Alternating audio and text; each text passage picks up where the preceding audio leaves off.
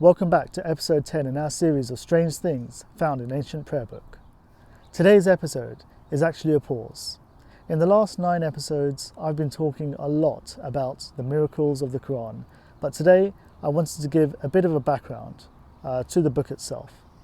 Many people, including Muslims, don't realize just how amazing the miracles of the Quran are until they are put into context. That's why, with all the videos I have made, I start off with the context itself. That's why I highlight some of the things that are easily overlooked before explaining the miracle. The Quran. It was revealed over 23 years from the year 609 CE to 632 CE. That's 1400 years ago. A lot of people think that the Quran was written by the Prophet Muhammad, peace be upon him, but actually he could not read or write. So how do we have a book, you ask? Muhammad, peace be upon him, grew up in Mecca as an orphan, his father passing away before he was born and the mother passing away shortly afterwards. He grew up with his uncle and lived a relatively normal life, working, trading and getting married. His wife was actually older than him, which surprises a lot of people. By the age of 40, he was spending a lot of time alone in a cave near Mecca, meditating. One night whilst there, he felt a presence and heard a voice, commanding him to read. He replied, "I cannot read," to which the voice replied, "Read, in the name of thy sustainer, who created man out of a germ cell. Read, for thy sustainer is the most bountiful one, who taught man to use a pen and taught man what he did not know. These 5 sentences became the first verses of the Quran and are found in chapter 96, verses 1 to 5. The voice was that of Angel Gabriel, but the words were that of the creator of the universe. Interestingly, when we look at the Bible, we see this is foretold in the words of Prophet Jesus, where he says, "I still have many things to say to you, but you cannot bear them now. When the Spirit of truth comes, he will guide you to all the truth, for he will not speak his own words of authority, but whatever he hears, he will speak, and he will declare to you things that are to come." As Muslim, we believe that the he that is mentioned is the Prophet Muhammad, peace be upon him, foretold in the Bible.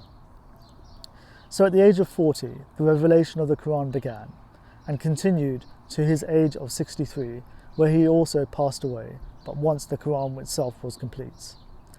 The verses were revealed in small parts, often in reply to questions that the Prophet was being asked. So, you can say the Quran was being revealed and downloaded in real time. If he couldn't read or write, how do we have the book? The Quran was memorized, verse by verse, by the Prophet Muhammad, peace be upon him, by his companions, and now by millions of Muslims all over the world in the past 1400 years. Before the Prophet died, the Quran was written by scribes into a book under his guardianship. He told the scribes which verses belonged into which chapters and the order of the chapters themselves. We actually have a very early version of the Quran, which was recently found in a library at the University of Birmingham in England. It matches the exact words of the Quran itself and is read worldwide today.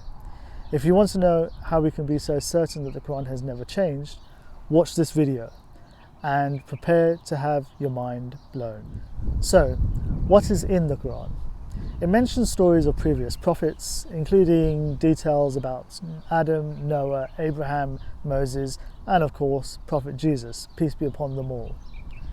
There is even a whole chapter on the mother of Jesus, Mary, who is given an unbelievable amount of respect in the Quran. Interestingly, the Quran hardly mentions the Prophet Muhammad, peace be upon him, only 4 times, which counts as people who tend to think that he wrote it. Who would write a book and mention other prophets hundreds of times, but fail to mention himself or his family? But the Quran is also a guide about life, death, prayer and worship, business and trade, relationships and friendships, marriage and divorce, inheritance and human rights, animal rights, as well as the need to look after our planet. In fact, it is so comprehensive that it is a guide for everything in our life. There are things in the Quran that we just didn't know, which I've highlighted in this series. The fact that it was revealed when things were never known, protected by a complex mathematical code, when we had no computers, predicted things which later came true, clearly shows that this was not written by a man. If the Quran is clearly superhuman, it could only have come from one of three sources. 1. Aliens wrote it.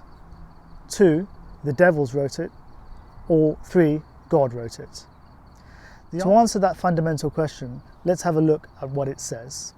Chapter 1, the opening. In the name of God, the most gracious, the dispenser of grace, all praise is due to God alone, the sustainer of the worlds, the most gracious, the dispenser of grace, Lord of the day of judgment. Thee alone do we worship, and Thee alone do we turn for aid.